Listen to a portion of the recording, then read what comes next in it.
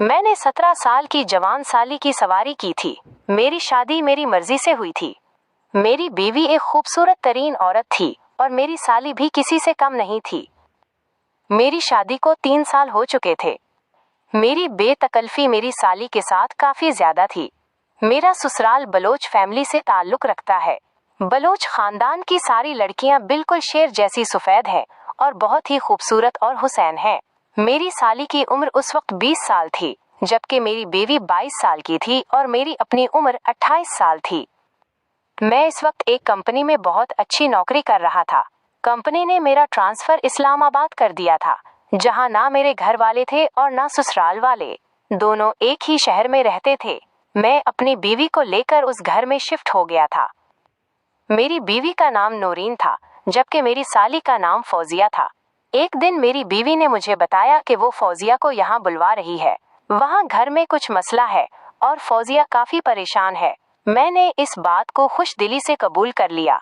इसमें मना करने की कोई बात थी भी नहीं, क्योंकि फौजिया को करीब रखना मेरी दिल की ख्वाहिश थी। मैं इसे अपने करीब तो नहीं कर सकता था, मगर उसे अपने करीब तो रख सकता था। लेकिन मेरे दिल में इसके साथ मोहब्बत करने की शदीद ख्वाहिश थी।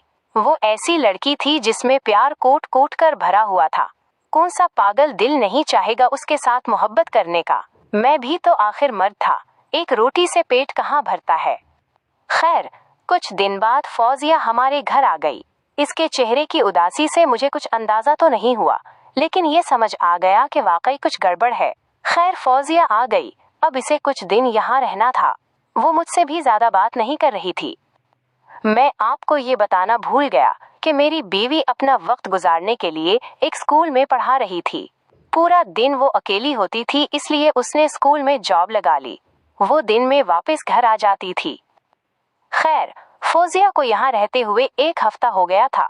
मैं और मेरी बीवी तकरीबन रोजाना उसे बाहर ले जाते थे और रात को देर से वापस आते थे ताकि फौजिया का दिल बहल जाए। मैंने अपनी बीवी से पूछा था कि वजह क्या है कि फौजिया इतनी उदास और परेशान क्यों है, तो मेरी बीवी ने बताया कि अब्बू उसकी मर्जी के खिलाफ उसकी शादी करना चाहते हैं। वो किसी और लड़के में दिलचस्पी रखती है, जबकि वालिद उसके खिलाफ अपने दोस्त के बेटे से शादी करवाना चाहते हैं। वो उससे शादी करना चाहता है और जब वो इनकार करती है तो उसके साथ जबरदस्ती कर रहा है। मैं ये सुनकर सोच में पड़ गया कि अब क्या करूं। फौजिया तो किसी और में दिलचस्पी रखती है, वो कभी भी हाथ नहीं लगने देगी और अगर उसने शोर मचा दिया तो मेरी जिंदगी बर्बाद हो जाएगी। मगर एक रात अचानक मेरा अंदाजा गलत साबित हुआ। मेरी बीवी इस रात आराम से मेरे साथ गहरी नींद में थी। मुझे प्यास लगी तो मैं उठा और फ्रिज से पानी निकालने लगा तो पता चला कि कमरे में रखे फ्रिज में एक भी बोतल ठंडे पानी की नहीं है।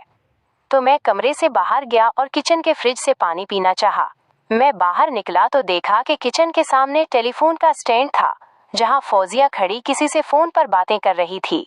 उसने मुझे नहीं देखा था। मैं आहिस्ता आहिस्ता चलता हुआ किसी न किसी चीज की आड़ लेते हुए फौजिया के करीब पहुंच गया। मैं ये देखकर हैरान रह गया। वो हर हिदायत पर अमल पैरा थी जो उसे फोन पर मिल रही थी। शायद वो अपने बॉयफ्रेंड से बातें कर रही थी और उनके ताल्लुकात काफी ज्यादा थे, जो शायद मोहब्बत से आगे जा पहुंचे थे। फौजिया इन बातों में भी अपनी चाहत और मोहब्बत की तलब का इजहार कर रही थी और वो लड़का शायद उसे गाइड कर रहा था। ये सब देखकर मुझे वाकई हैरत हुई, मगर मेरी खुशी की हद भी न रही, क्योंकि अब मैं फौजिया को काबू में कर सकता था। अब तक मैं यही समझ रहा था कि फौजिया को काबू पाना मुश्किल है, मगर इनके ताल्लुकात का अंदाजा लगाकर मैंने ये फैसला कर लिया कि अब फौजिया को काबू पाना मुश्किल नहीं है। अगर उसने शोर भी मचाया तो मैं उसे इस फोन पर होने वाली बातचीत और हरकतों की बुनियाद पर ब्लैकमेल कर सकता था। अब फौजिया की कमजोरी मेरे हाथ में आ गई थी। खैर, ये सब देखकर मैं पानी पिए बगैर वापस आ गया और फिर मुझे नींद नहीं आई। मैं सारी रात सोचता रहा और मंसूबा बनाता रहा कि किसी तरह फौजिया पर हाथ डाला जाए ताकि वो आराम से मेरी हो जाए। खैर, इसी सोचो फिक्र में सुबह हो गई और मेरे दफ्तर जाने का वक्त हो गया। मैंने अपनी बीवी से पूछा कि फौजिया अभी तक सो रही है ना? मेरी बीवी नूरीन ने जवाब दिया, हाँ, लगता है आज रात को इसे सुकून की नींद आई है। वो कल रात बहुत परेशान थी, शायद यहाँ माहौल बदलने से उसे कुछ आराम मिला है। मैंने उसे कोई खास जवाब नहीं दिया, बस नाश्ता किया और दफ्तर के लिए निकल गया। मगर आज मेरा दिल दफ्तर में नहीं लग रहा था। सारी रात के मंसूबे और अब फौजिया की कमजोरी का इल्म, मेरे जहन में एक ही ख्याल था कि किसी तरह उसे काबू करूं।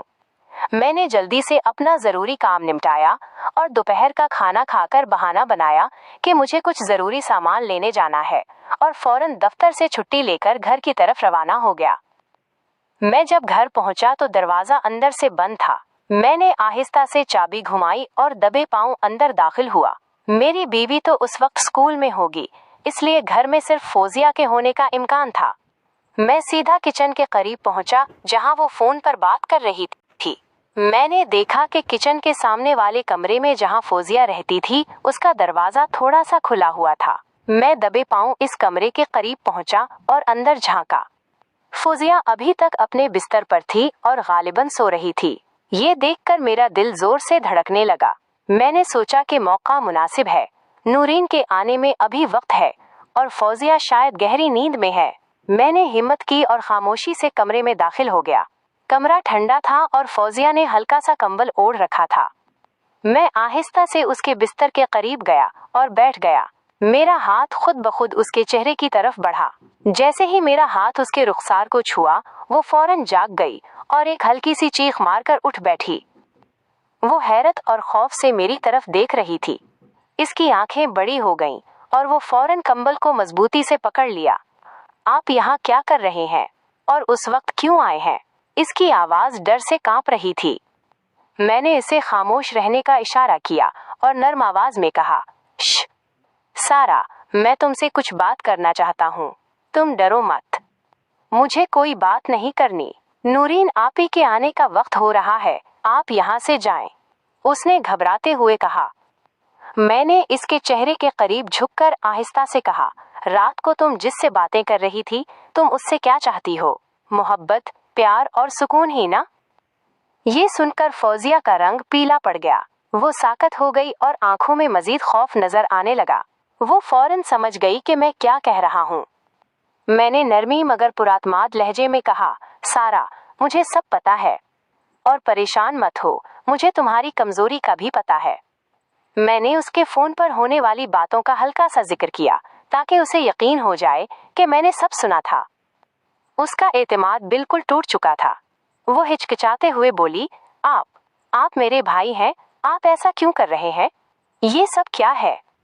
मैंने मुस्कुराकर कहा, ये सिर्फ वो है जो तुम अपने बॉयफ्रेंड से चाहती हो।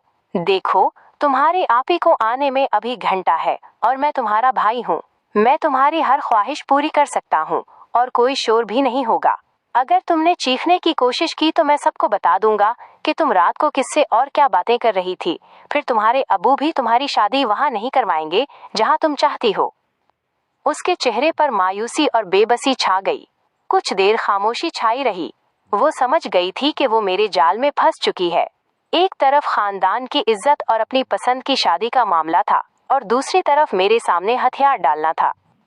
आखिरकार उसने आंखें बंद की और एक लंबा सांस लिया, जैसे हार मान ली हो।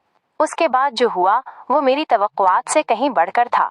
मैंने उससे जो कुछ चाहा उसने बिना किसी मुज़ाहमत के कबूल कर लिया, क्योंकि वो जानती थी कि उस वक्त उसका राज मेरे हाथ में था और मैं ही था जो उसे यहाँ तहफ़्फ़ुज़ दे रहा था। उस दिन से फौजिया को जब भी सुकून और मोहब्बत की तलब होती या जब भी वो अपने घर वालों की तरफ से शादी के दबाव पर उदास होती तो वो खामोशी से मेरे इशारों का इंतजार करती। मैंने उसकी कमजोरी का फायदा उठाया और उसे कभी भी अकेला महसूस नहीं होने दिया। मैं एक रोटी से पेट न भरने वाला मर्द था और अब मुझे बगैर किसी रोक टोक के दूसरी रानी मिल गई थी जो मुझ पर मेहरबान थी। चंद हफ्तों के बाद फौजिया के वालिद ने शादी की तारीख तय करने के लिए दबाव कम कर दिया। फौजिया की उदासी भी रफ्ता रफ्ता खत्म हो गई, क्योंकि उसे वो सब मिल रहा था जिसकी वो मुतलाशी थी। एक शाम मेरी बीवी नूरीन ने मुस्कुराते हुए कहा कि फौजिया अब काफी खुश लग रही है और जल्द ही अपने घर वापस जाना चाहती है। जब फौजिया वापस जाने के लिए तैयार हो रही थी तो मैं उसे अकेले में अलविदा कहने गया। वो मेरे सामने आई। इसकी आंखों में अब कोई खौफ या निदामत नहीं थी। एक माने खेज मुस्कुराहट के साथ उसने कहा, आपने मेरा बहुत साथ दिया फहद भाई, मैं ये एहसान नहीं भूलूंगी। वो मेरी जिंदगी में एक तूफान की तरह आई और चली गई। मेरी लालच और उसकी मजबूरी ने हमारी जिंदगियों को एक ऐसे रास्ते पर डाल दिया जिसका इख्तिताम सिर्फ इसी कमरे की 4 दीवारी में होना था। और मैं जानता था कि वो झूठ नहीं बोल रही, क्योंकि उसने जाते जाते एक लम्हे के लिए भी मुड़कर मुझे नहीं देखा। और यूं ये कहानी यहीं खत्म हुई।